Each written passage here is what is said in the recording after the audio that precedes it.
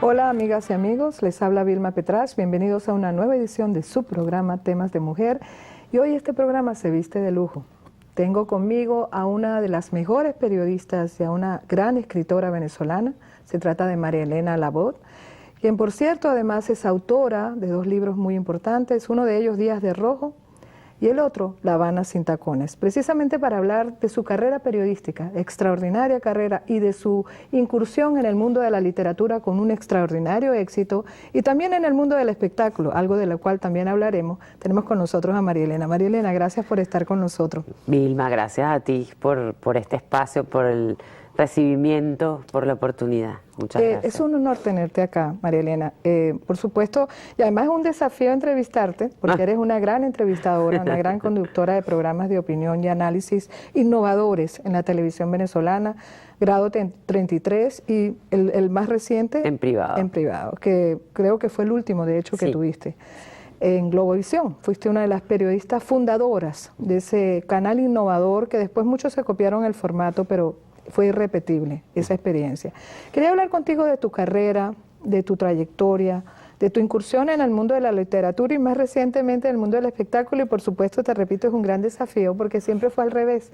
Yo era la entrevistada en tu programa. Siempre, sí señor. Vamos a hablar un poco de ti como periodista sensible frente a los acontecimientos, porque tu literatura está reflejando precisamente esa carrera periodística intensa que tú has vivido. Sí, sabes, Vilma, que es una de las cosas que me he estado planteando recientemente. ¿Hacia dónde voy como escritora, no? Porque hasta ahora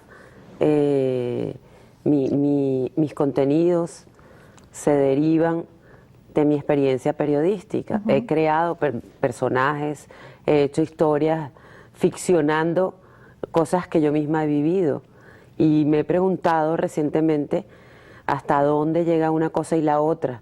Estaba leyendo un libro escrito por Vargas Llosa, genial, donde analiza la obra de Juan Carlos Onetti y plantea precisamente esa disyuntiva entre periodismo y literatura, ¿no? Hasta dónde llega uno, hasta dónde llega el otro, y si se pueden diferenciar o no, o sencillamente tienen que convivir. Yo siento eso en este momento. Bueno, yo siento que no podría ser escritora sin mi experiencia como periodista.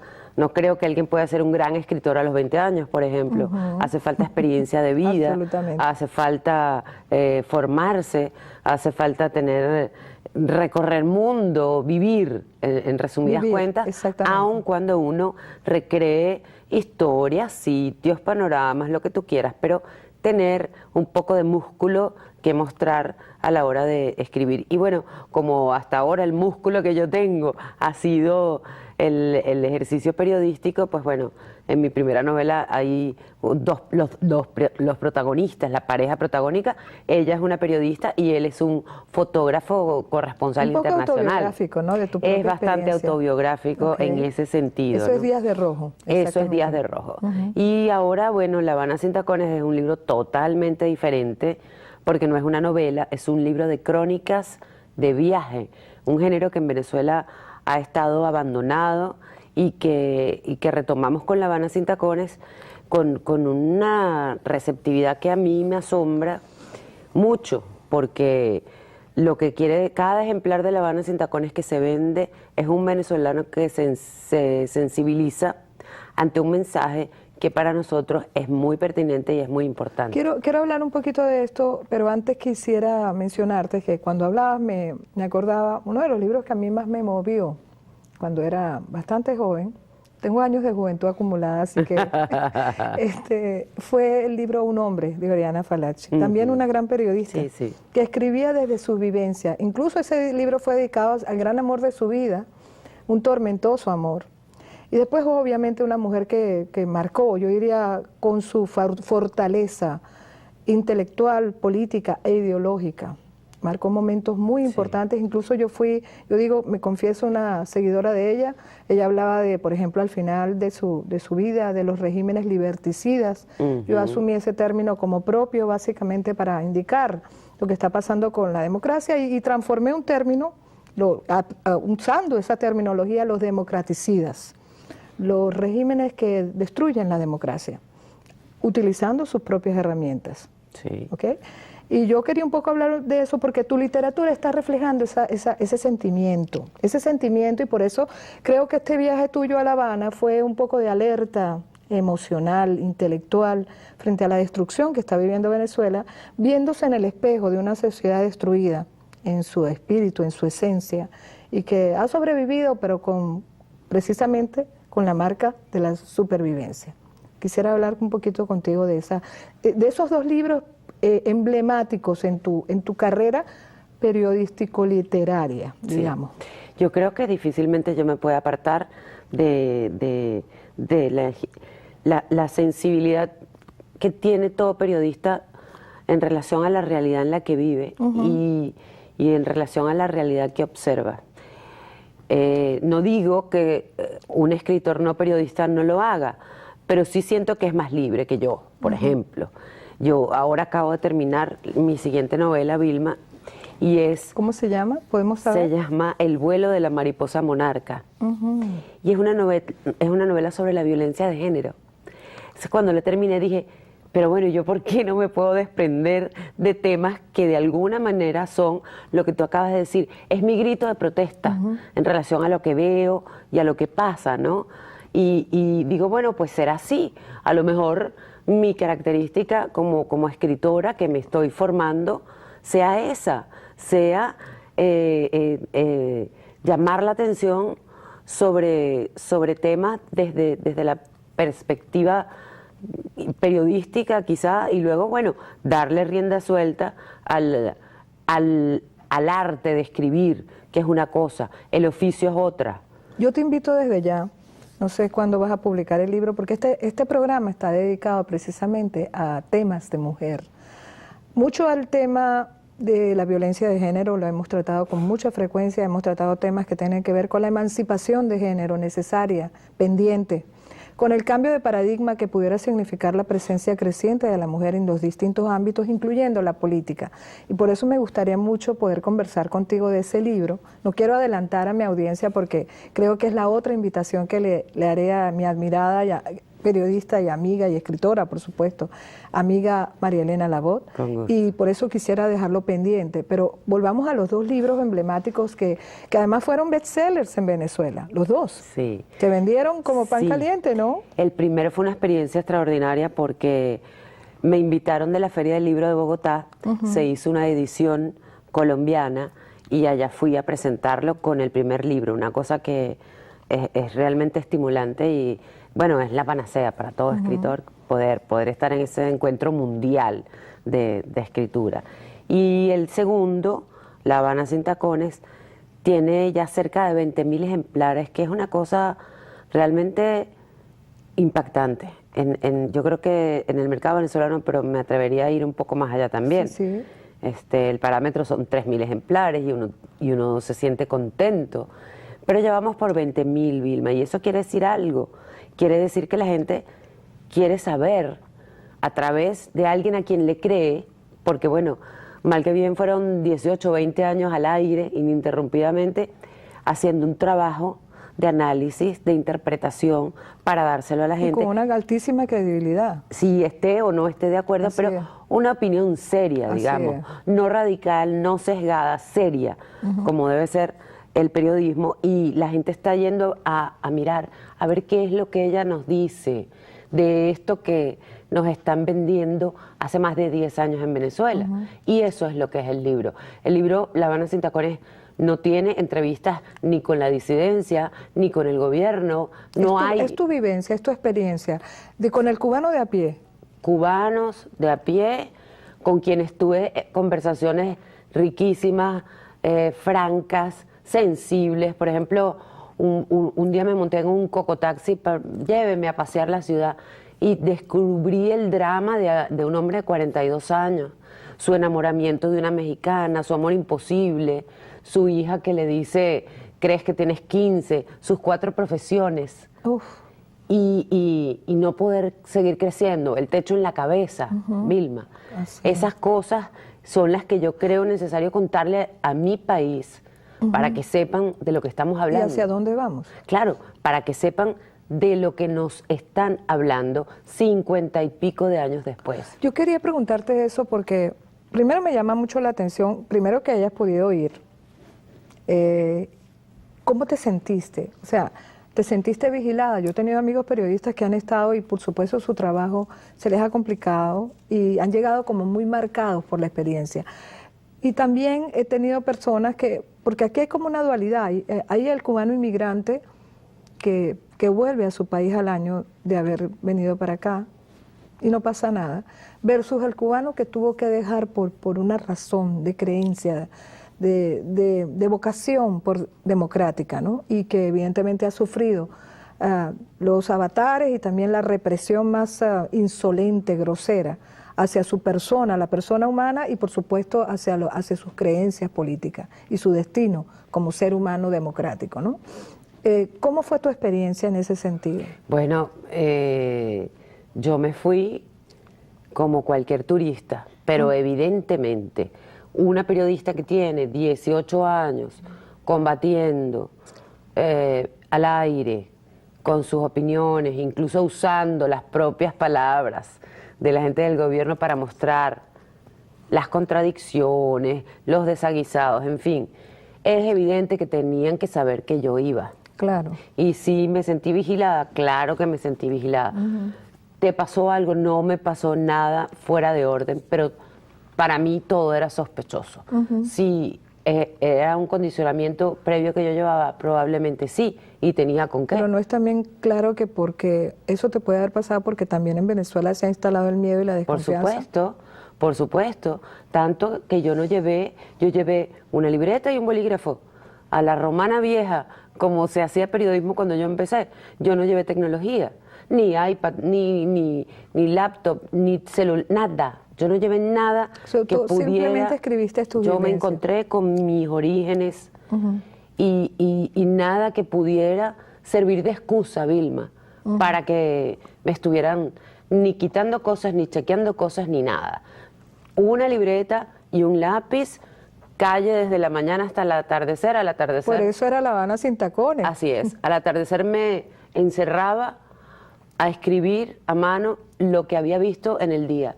Incluso comencé a darle forma a los diálogos y a tomar notas que me permitieran después armar el libro. Me sentí vigilada, claro que sí, me pasaron cosas tontas que yo digo, no hombre, es casualidad, pero siempre te queda la duda. Yo nunca voy a saber si era o no era. Lo cierto del caso es que regresé y sí, fue muy duro para mí. Fueron muchos días que pasé en tensión permanente de regreso a despertarme. Venezuela? No, mientras estuve allá, ok, perfecto. la tensión era diaria. Okay. Yo dormía en tensión. ¿Por qué? Siempre, ¿Por qué? Bueno, Si decía, siempre esperando que pasara algo. Siempre esperando que a lo mejor me tocan bueno, el teléfono me sonaba en las madrugadas, yo atendía y no era nadie, por ejemplo, en el hotel donde estaba. Entonces, vigilándote. todo el tiempo estuve hasta que regresé. Cuando el avión aterrizó y yo me tomé un taxi para ir a mi casa, yo empecé a escribirle a un amigo exilado cubano que sabía del viaje y empecé a escribirle todo lo que llevaba por dentro. Y cuando quise ver, en una carta larguísima que es con la que comienza el libro, justamente, ¿no? Y llegué a mi casa, mi hija no estaba, la casa estaba vacía, yo empecé a caminar como una loca, hice café, nada más para oler el café de mi casa, me senté en la sala, nada más que para oler mi casa, ¿sabes? Estas cosas, y pasé como 2, 3 días llorando, y yo me lavaba la cara y me miraba al espejo y decía, ¿por qué estás llorando? ¿Llorabas por y yo, qué? Exacto. pero un llanto interminable. ¿Cuál era la razón de tu llanto?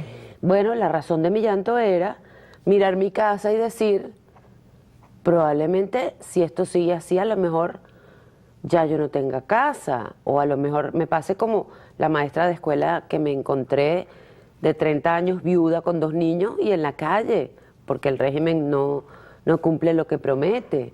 Era el dolor inmenso de saber que le dejé una pintura de labios y que para ella eso fue, bueno, la novedad más grande de sus últimos 10 años. Era la tristeza de pensar que podamos llegar nosotros en Venezuela a ese horror que yo vi en la calle. Y no estoy hablando de las cárceles, no estoy hablando, estoy hablando de lo que vi en la calle, de cómo se levanta y se acuesta un cubano de a pie. De a pie. ¿Tú estuviste solamente en La Habana? Sí, solamente en La Habana. Y tú sabes, bueno, quiero que sepas que obviamente yo no he ido a Cuba, he vivido en Cuba a través de la cubanidad que está aquí en el sur de la Florida, pero el interior de Cuba es otra cosa. Es otra cosa. Es mucho más pobre. Lo que tú viste fue la parte próspera de Cuba, La Habana. Sí, sí. Donde obviamente está la sede de gobierno y donde digamos, los beneficios y el maquillaje se hace para que el mundo lo vea, ¿no? Como hicieron ahorita con la CELAC. Pero justamente esa es una de las cosas que me interesaba mostrar y documentar, para que la gente en Venezuela sepa de lo que estamos hablando, Vilma. Porque en Venezuela hay mucha gente que compra el cuento de la revolución, pero se conforma con lo que le dicen, y no ha ido, y no ha visto, y no ha hablado con una tercera generación de cubanos que están ya en la isla, que ya no quieren trabajar, no quieren estudiar. Cuando la educación era una de las grandes panaceas, de las grandes promesas de la revolución. ¿Tú fuiste en el 2010? Yo fui en el 2010 y yo me encontré un joven de 23 años con una niña de 3 que ya se salió del sistema. ¿Para qué voy a seguir estudiando? Su papá muy probablemente sea de esa gran mayoría que tiene 2, 3 y hasta 4 carreras, profesión, carreras. Él ya no quiere. Entonces mira lo que está ocurriendo, porque por más opresión, por más prohibición que haya, ese muchacho sabía lo que hay afuera, porque se las arreglan de alguna manera. Sí, ha cambiado, no sé si has hecho un seguimiento a 4 años después, te digo porque a mí me llama mucho la atención y obviamente es una apertura desde el régimen. El mundo se está abriendo a Cuba y Cuba, entre comillas, el régimen está buscando una apertura selectiva, obviamente sin abandonar el control. El control porque ellos quieren hacer un cambio controlado. Mientras mi país se está moviendo hacia la destrucción de la libertad, ellos están dando dosis como muy, muy selectivas de libertad. Dejan ahora que los cubanos salgan y viajen, que puedan permanecer un margen importante de tiempo fuera sin perder, digamos, su ciudadanía cubana. Dejan que fluya más la gente, el turismo, del cubano de adentro hacia afuera y también de afuera hacia adentro. Y están ahorita el mundo como tendiéndole la alfombra roja al régimen, mientras mi país está perdiendo crecientemente y creo que se ha acelerado con el madurismo, que como tú sabes es un régimen lacayo, totalmente dócil a los parámetros de La Habana. Estamos yendo en sentido contrario. ¿Qué piensas tú de eso? Bueno, es un contrasentido muy grande, es una tragedia contemporánea lo que está pasando con Venezuela, que como tú sabes ha sido un país políticamente pionero en términos de democracia en América Latina. Mientras nosotros aquí en el norte del continente estábamos en pleno desarrollo, en el sur, por ejemplo, había un golpe de Estado cada 10 minutos, por exagerar una situación, para ilustrar nada más. Pero ahora resulta que vamos a la inversa, y no solamente eso, la tergiversación de los valores democráticos o el mal empleo de las herramientas democráticas para llegar al poder y luego desarrollar proyectos hegemónicos ya no es exclusivo de Venezuela nada más. aquí ha habido cosas gravísimas. Lo de la CELAC que tú Terrible, acabas de citar terrible. es espantoso. Lamentable, de verdad. Es decir, Y ver al enterrador de la OEA, José Miguel Insulza, asistiendo a una reunión Bueno, creada increíble. para enterrar a la OEA, además. Y ver, no solamente eso, ver Sí. a Brasil Uf, firmar un así es. convenio, ver a Chile, es decir, yo no comprendo de qué están hechos. No entiendo que el dinero sea más importante y ni siquiera es el dinero, porque digamos, es decir, los postulados de la CELAC son intangibles hasta ahora. Aquí no estamos hablando de una moneda común europea, aquí estamos hablando de discursos donde el respeto a los derechos humanos y la democracia es la bandera de una organización y resulta que se hace en la democracia, en la dictadura por excelencia, más consolidada. Pero nadie llamó dictador, al contrario, nadie. Presidente. Estamos y además muy hubo mal. hasta un momento en que yo lo vi, que yo dije, esto es realmente lamentable, que fue Es grotesco. cuando Piñera llega y se le hace una broma con respecto a si se iba a perpetuar en el cargo, ¿no?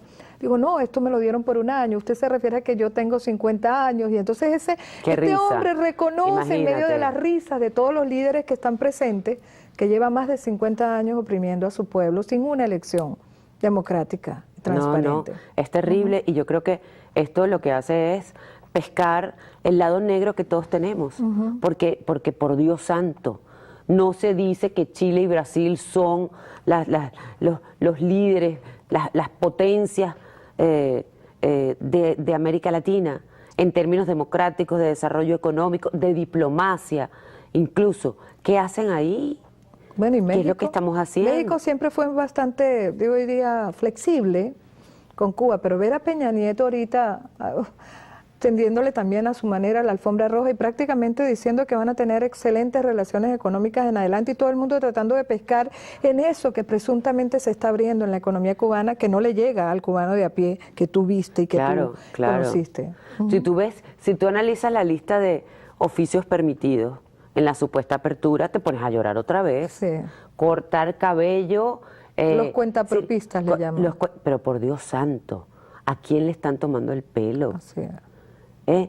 Porque no por carencia usted se tiene que alegrar con cualquier tontería, con cualquier cosa. Esos son los que el Estado ya no puede mantener y les dicen, bueno, ahora es una manera... Haga usted lo que pueda. Sí, una apertura subsidiaria del control del Estado, donde te la pueden quitar en cualquier momento esa libertad, ¿no? Bueno, en ese espejo es que nos tenemos que ver cuando nos dicen en Venezuela que nadie puede tener una ganancia superior al 30%. Ajá. Es decir, eso es inaceptable. En ese espejo nos tenemos que mirar en Venezuela cuando empiezan a regular los alquileres, cuando tocan la propiedad privada, todo. Los viajes de los venezolanos. Bueno, los viajes. Ahorita tú viste que los venezolanos van a ir a Cuba a buscar los dólares que ya no pueden buscar en otras partes, porque a Cuba le asignaron creo que $2.500 y a Miami y creo que a Colombia y no sé qué otro país le asignaron $700. Bueno, al destino donde iba la mayoría de los venezolanos de oposición, ¿no? Eso es un disparate. Es un disparate. Eso es un disparate y es una tortura y es una manera de controlar la libertad de los venezolanos. Y el que no lo quiera ver así, pues está ciego. ¿Tu libro es una advertencia sobre esto? Es una gran advertencia. Hay un personaje que me lo pidió la crónica, que fue digamos, una especie de Pepe Grillo, mi alter ego. Y está la periodista contando cada cosa que mira y hay un alter ego que las usa o que muchas veces le ayuda a interpretar cosas. Y observando ese tipo de cosas, el alter ego le dice a la periodista, ¿y tú de qué te asombras, periodista? ¿O es que acaso tú para sacar el pasaporte no tuviste que viajar a otra ciudad del interior? ¿Cuántas horas demoraste haciendo cola para comprar papel sanitario el otro día? ¿Cuánto tuviste que pagar cuando te dijeron que no había tal material en el odontólogo? ¿De qué estamos hablando? Y tú dices, es cierto. Tenemos 15 años de instalación del totalitarismo en Venezuela, exactamente. Y no nos hemos dado cuenta. Peor aún, no protestamos. Peor aún, nos acostumbramos. Eso es terrible. Pero yo creo que esa es la manera en que actúan estos regímenes. Tú sabes, bueno, esa metáfora de la ranita que poco a poco le van calentando el agua y se va muriendo. Sí. Y que por eso evidentemente no te das cuenta de lo que te está pasando. Además, todavía todavía increíblemente quedan venezolanos que piensan que la cosa no está tan mal. Sí, pero es terrible. La destrucción ha sido masiva, la degeneración del país ha sido impresionante. Yo no he ido en los últimos 9 años, tú sabes, María Elena, pero es que lo que me cuentan, ya yo no reconozco a mi país. Nada más por las anécdotas y por las conversaciones y por los Skype con la familia, con los amigos, me doy cuenta, ya yo no reconozco a mi país. Y cuando me fui ya era un país complicado, terrible. Vamos a hablar de algo bonito, el espectáculo. Ah, sí. Tu espectáculo. Sí. Bueno, tú sabes que ¿Cómo decidiste llevar el libro? Exacto. Esta visita obedece un poco a eso, a hacer la preproducción, ya la tenemos casi lista. Te puedo adelantar que, Dios mediante, para el mes de abril vamos a estar aquí. Vamos a hacer... Se llama igual, La Habana sin tacones. La Habana ¿correcto? sin tacones. Fue precisamente algo que salió de aquí, de esta ciudad, porque viendo la repercusión del libro en la calle, varias personas desde aquí, desde el estado de la Florida, me comenzaron a escribir por Twitter pidiendo el audiolibro. Entonces yo dije, es posible, podría ser interesante, es Cuba, es Venezuela, y lo comencé a intentar. Hice un libreto de mi propio libro, saqué un libreto radial, digamos, convoqué a unos actores, convoqué a un compositor venezolano y cantante también. ¿Qué se llama? Julio César. Él es 8 veces certificado por el Grammy, le ha escrito a grandes cantantes, Gilberto Santa Rosa, Andrés Cepeda, y le pedí, mira, aquí está, estas historias son las que quiero tomar del libro para el espectáculo, me gustaría tener música original. Y él ha compuesto unas canciones maravillosas que en principio eran para el audiolibro, pero una vez grabado eso, dije, bueno, aquí están los actores, está la música original, las canciones son hermosísimas, que evita que nos vayamos al teatro. Todo esto es un... A mí me encanta bailar salsa casino, por ejemplo. Me puse a estudiar en una academia hace tiempo y yo hago referencia a eso. Y dije, bueno, aquí tenemos la posibilidad de hacer esto y lo intentamos. Otro libreto, hice otra adaptación para el formato teatral, pero con elementos diferenciadores, pues. Innovadores, ¿no? Porque sí, mezclas teatro con literatura, con monólogos, con actores, con música en vivo, exactamente. Entonces, al final se logra que un mensaje difícil y delicado llegue de la manera más amable posible, que es a través de la música. La música llega al corazón siempre. ¿Cuándo lo presentas? En abril, Dios mediante, aquí en la Florida, y ya vamos a regresar pronto para comenzar la promoción.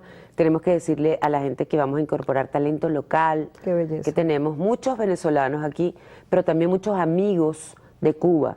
Y que lo van a sentir de son corazón. Importantes porque, bueno, mis encuentros con la gente en la calle son gente de Cuba. En Venezuela tuvimos que recurrir a algunos actores que... Elena, lamentablemente se nos acabó el tiempo, pero te invito a que cuando presentes el espectáculo y también tu otro libro, vuelvas de nuevo a este programa. Amigas y amigos, y con este programa de calidad, con una mujer extraordinaria, una mujer que además ha tenido vivencias, yo diría, únicas.